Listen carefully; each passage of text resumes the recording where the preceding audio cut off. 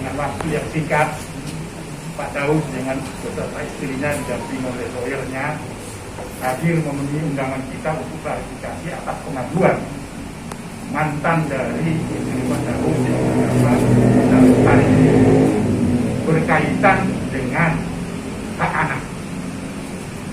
Nah, dari klarifikasi itu tentunya saya tidak menceritakan secara kronologi, tetapi mensinkronkan atas laporan dari ibu kita bersama dengan anaknya. Antara lain saya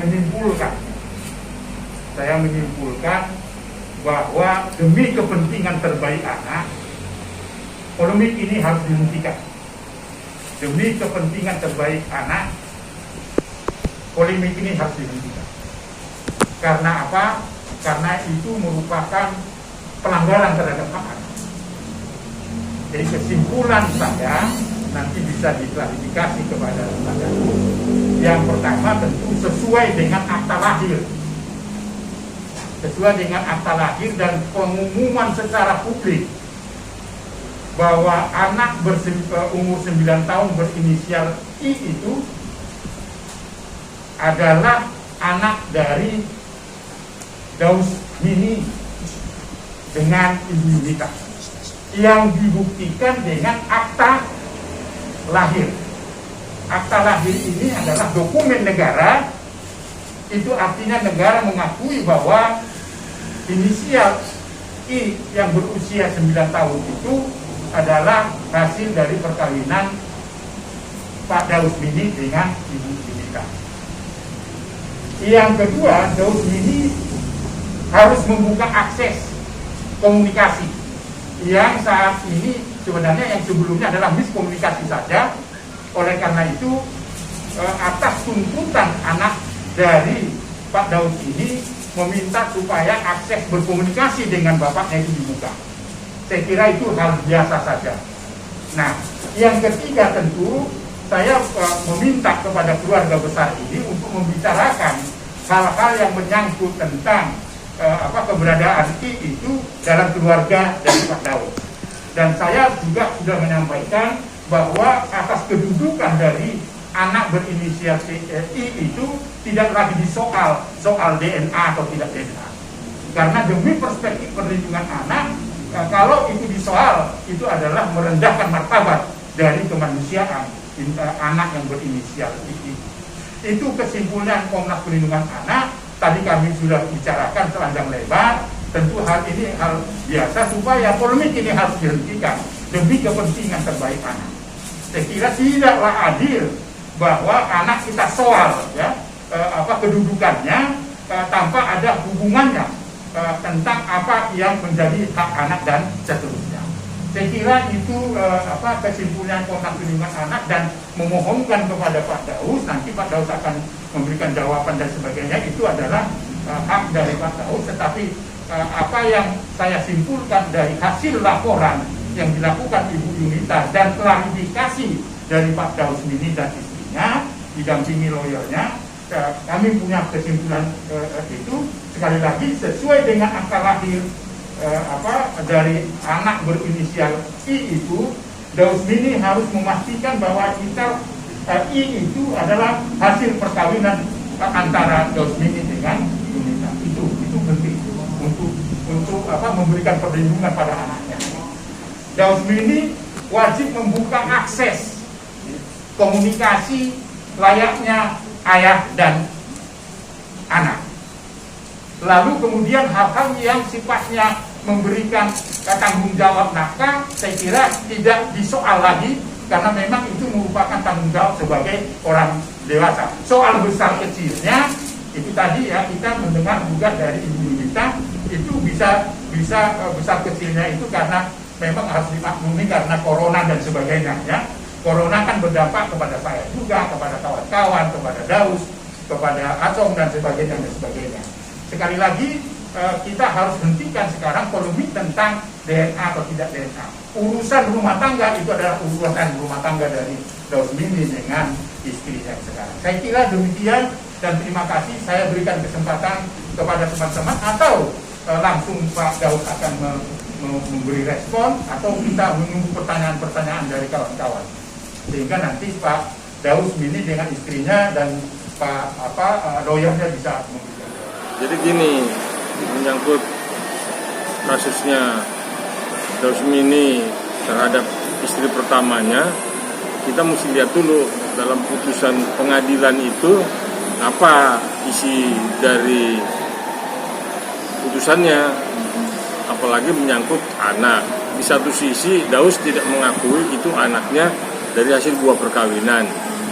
Jadi kan memang harus diyakinkan dulu melalui tes DNA apakah memang itu anaknya Daus Mini dari hasil perkawinan dengan istri pertamanya atau tidak. Kalau itu dari hasil perkawinan istri pertamanya, maka ada kewajiban kepada Daus untuk memberikan nafkah kepada anaknya. Nah, itu makanya putusan pengadilan agama seperti apa isi putusannya. Nah, kalau itu tidak memang di dalam petitumnya tidak dijelaskan dalam putusan, ya putusan cerai ya putus saja begitu. Tidak ada yang harus diwajibkan oleh Daus kepada istrinya atau anaknya. Nah, kalau memang ada dalam petitum putusan pengadilan harus memberikan nafkah kepada istrinya ataupun anaknya yang masih balita, yaitu harus dilakukan, merupakan satu kewajiban Daus sebagai bapak dari anak tersebut. Tapi soal tes DNA sendiri bagaimana Pak? Apakah memang harus dibuktikan nggak sih walaupun sudah bercerai untuk mengungkap kalau ini benar anaknya jadi harus dinafkahin? Ya kalau Dausnya nggak mengakui kan memang harus tes DNA.